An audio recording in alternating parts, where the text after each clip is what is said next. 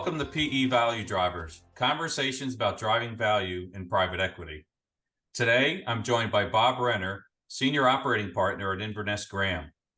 Bob joined Inverness Graham in 2022 after a robust career, which included working as an entrepreneur and as an investment banker. As a partner at AGC Partners, a leading technology-focused investment bank, Bob specialized in SaaS software, technology infrastructure, and HCIT markets.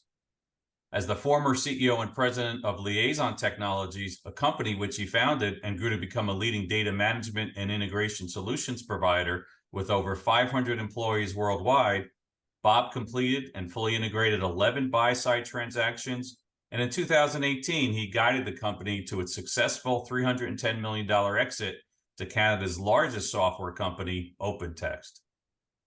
In his role now as an operating partner, Bob's responsibilities include board and advisory participation with various portfolio companies and assessing investment opportunities in specific markets aligned with his background and experience. Bob, thank you so much for joining me today. I really appreciate your time, and I'm sure everybody listening to this is really going to get a lot of great value from your thoughts, so thank you. Well, thank you, Slade. I'm looking forward to it. I think it'll be fun. Great. So maybe just to start, we can level set. Tell us a little bit about Inverness Graham, where you guys invest and what your approach is. Yeah, sure. Inverness is a private equity company. We invest in innovative growth technology companies across a wide spectrum. Really ranges from software to healthcare to even manufacturing. You know, our background as a company goes back about 60 years and really goes back to being great operators and really understanding how to get the most value out of businesses. Right. So you talk about being great operators, and as I read that extensive background, you know, that's really where you came from. How'd you get into private equity? What drew you to it? Yeah, are you saying what took you there? Are you crazy? No. It was a bit of a journey. So a long time founder and CEO, and then decided to kind of open up the aperture a little bit. So when you're running a company, you're in your swim lane, you're doing your thing, probably know everything there is to know. And as long as I was in that role as CEO, probably forgot a few things along the way. But I took a little bit of, as you mentioned in my bio, a little bit of a detour and spent about 3 years in investment banking and got to know a lot of different companies, what grows value, what drives value, what people are looking for on both sides of the value equation.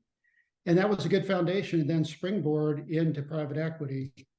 Investment banking, you're a mile wide and an inch deep. Yeah. I was a mile deep and an inch wide as a CEO. And I think being an operating partner in private equity is a good kind of happy medium. So how does that background, investment banker, entrepreneur, operator, help you in your role now as an operating partner? Well, first of all, you know, when you step in as an operating partner, you're working closely with your firm on value creation, but you're also working with CEOs who in their own right are very experienced and so on. I think what's good is where I am in my career, I have no desire to be in that CEO seat. So I'm a non-threatening, helpful person to the CEOs I work with. And, you know, given my kind of interesting background, going from, you know, founder, CEO through the whole lineage of a company from zero to greater than zero, I've stepped in a lot of potholes and I can bring a lot of real pragmatic, practical experience to the team. I think also from the private equity side, I understand what their value levers are. Having, you know, been in investment banking, we did a lot of transactions. The firm I was working with as a partner was very active, got a lot of deals done even during COVID, surprisingly. And so I saw a lot of, you know, what works and what doesn't work. So I think I bring a bit of that balance. Well, I would imagine that operator background and certainly being in the CEO seat, and as you say, growing the company from zero to much more than zero, gives you great credibility when you're working with the CEOs who, you know, going through a lot of those same things. You know, I think so. I'd like to think so, and I do think so. But I'll tell you what, I'm learning every day from these folks as well. You know, we have some great CEOs at all stages of their career.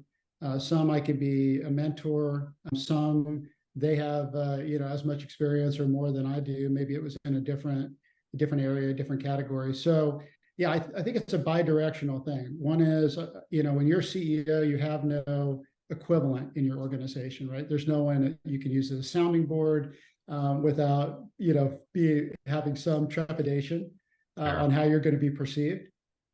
But as an operating partner, that kind of goes out the window. So I think it's a good bi-directional discussion that I can have with the CEOs. And so far it's been, I think, pretty fulfilling for me as well, hopefully for them. Great. So obviously, you're focused on value creation and working with the management team as well as with your partners at Inverness Graham. Is there a playbook you tend to, every investment is different, but are there certain steps that tend to happen more often than not, if not a formal playbook? Well, yeah, we have a playbook, but if I told you what it was, I'd probably have to kill you, Slade, because it's proprietary.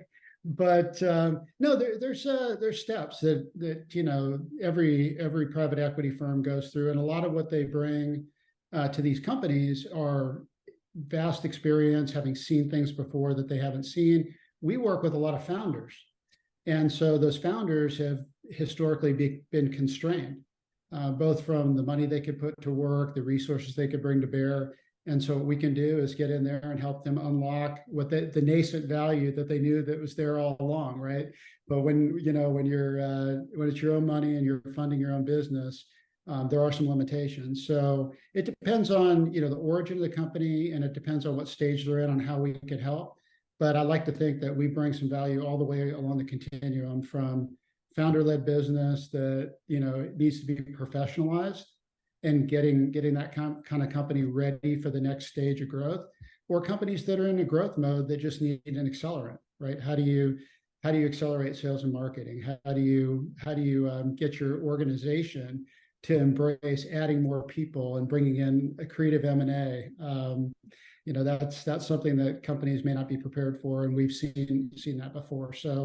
So there's a lot of value that we can bring along the continuum, and I'd say there's no single thesis that's exactly the same as the other. Got it. Perfect. Again, you've seen a lot, you've done a lot, you have experience, as you mentioned, that, maybe some of your CEOs just haven't gone through yet. You also have access to other resources they may not be aware of that can help them. How do you think about leveraging third-party resources and bringing them into your portfolio companies? Where can they help most in general? Yeah, I mean, that's really something that's great about being in both investment banking and private equity. You're surrounded by super smart people in their own right, experienced, well-educated. They bring a lot to the table. The culture, particularly at Inverness, is there's not a not invented here syndrome. So we're welcoming of external ideas. I mean, the operating partner program is a great example of that. And we have an extended ecosystem. We bring in third parties for commercial side, for operations, and other specific areas. So yeah, I think we leverage third parties where it's appropriate, and where we do see a return on that investment is highly likely. And we're not afraid to engage with third parties and use that kind of expertise as needed. So perfect. Well, great. Yeah. Well, Bob, I really appreciate you taking the time. I think, again, I love your insights. I love the background. And I know, having had a chance to interact with you, how much the CEOs you work with must enjoy that interaction as well. Thanks again for joining me today. Yeah, you bet. It was great. And I'd be remiss if I left this without a plug for Chief Outsiders. I really have enjoyed working with the resources that you guys have brought to our portfolio companies. Very professional, and it made a difference for us. So appreciate that. Look forward to more of it. Great. Thank you so much.